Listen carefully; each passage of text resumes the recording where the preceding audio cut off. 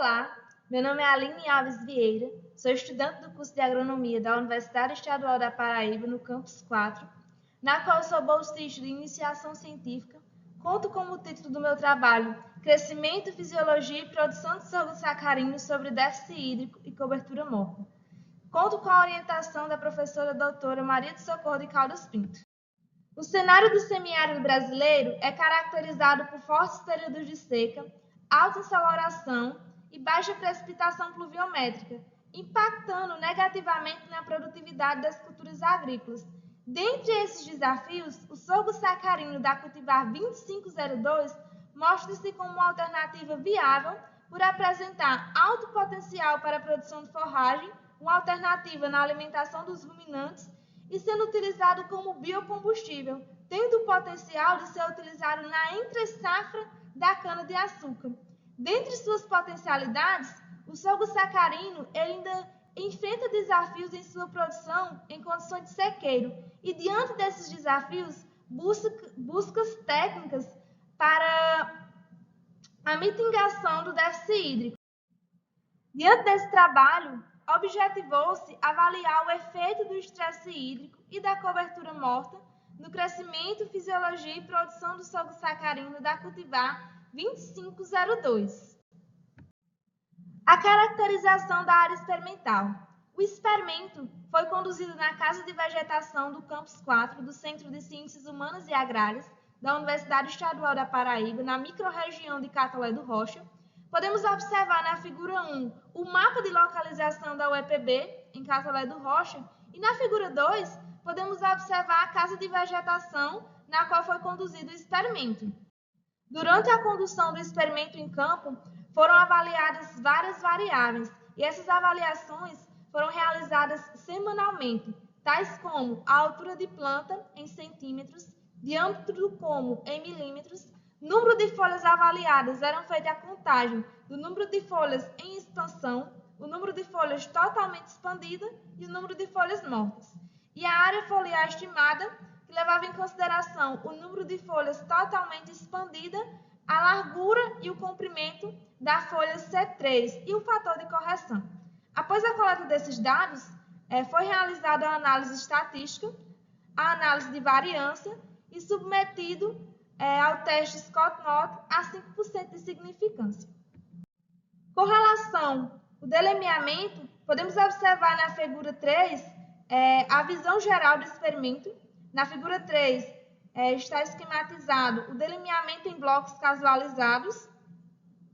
E na figura 4, a gente pode observar que o fatorial utilizado foi o fatorial 4×3 por 4 repetições de cada tratamento. Logo em seguida, podemos observar nas seguintes imagens, como por exemplo na figura 5, a altura de planta sendo verificada com trina métrica em centímetros. Na figura 6, podemos observar o diâmetro do como verificado com parquímetro.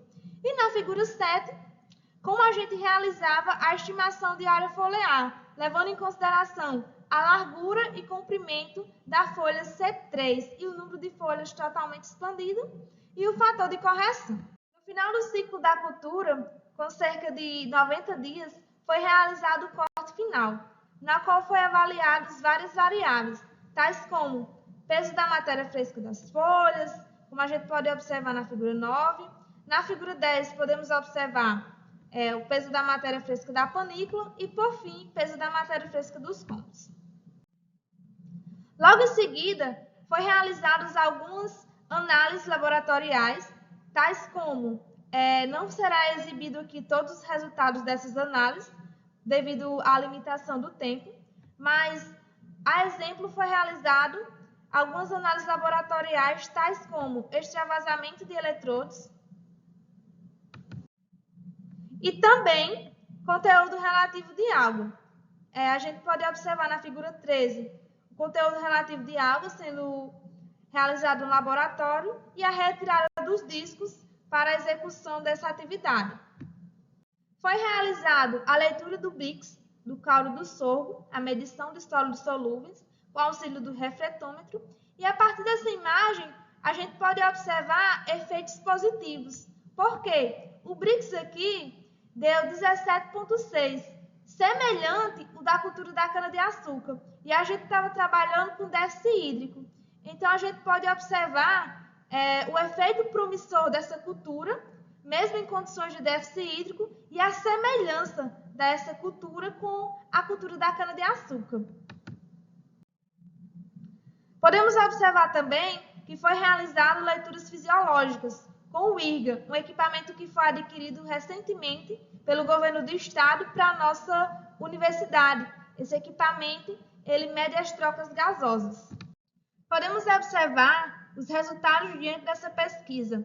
Na figura 1A, a altura de planta, a gente pode observar a interação entre os dois fatoriais, tanto dos níveis de água no solo, quanto nas diferentes coberturas.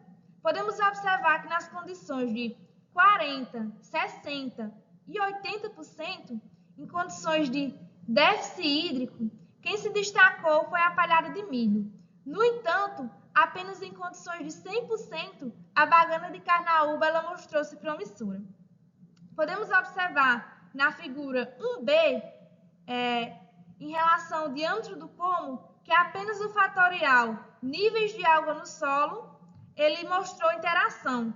Com relação ao aumento da lâmina de água no solo, a gente pode observar que, com relação a essa disponibilidade de água, o diâmetro do pomo, essa espessura, ela vai ficando maior. No entanto, podemos observar algo interessante, que em condições de 60% e 80%, a produtividade da espessura do pomo é a mesma. E isso é um resultado promissor para a nossa região. Por quê? Porque mesmo em condições de 60% das condições hídricas, essa cultura ainda consegue se destacar em produtividade.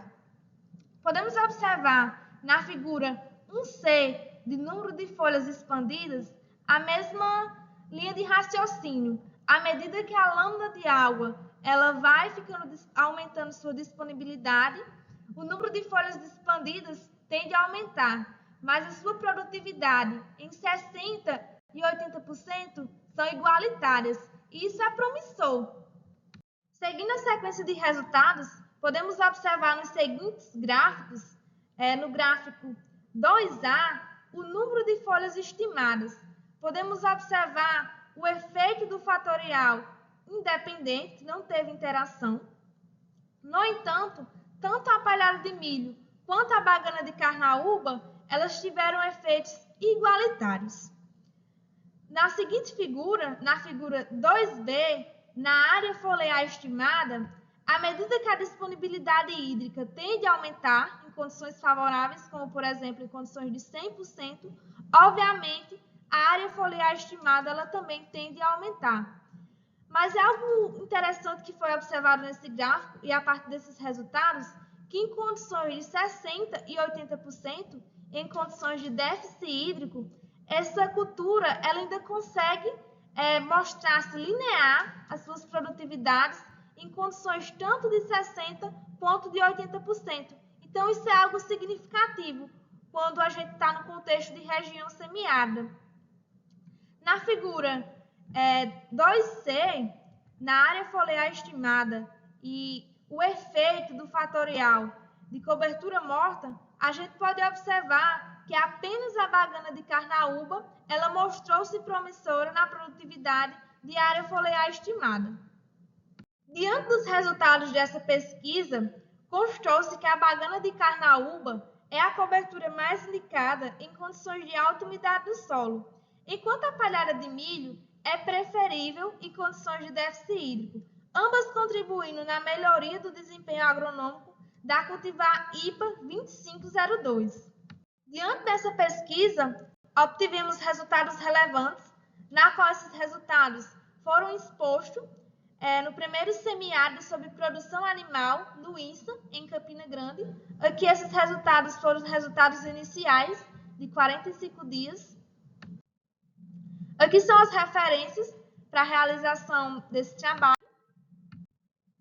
E o agradecimento. Eu quero agradecer à FAPESC, o órgão financiador dessa pesquisa, ao EPB, por fornecer o ambiente para a realização dessa pesquisa, e, em particular, eu quero agradecer à minha orientadora, Maria de Socorro de Caldas Pinto, e o meu co-orientador, Danilo Dantas da Silva, e todos os participantes e integrantes do Laboratório de Forragicultura e Nutrição Animal, o meu muito obrigada.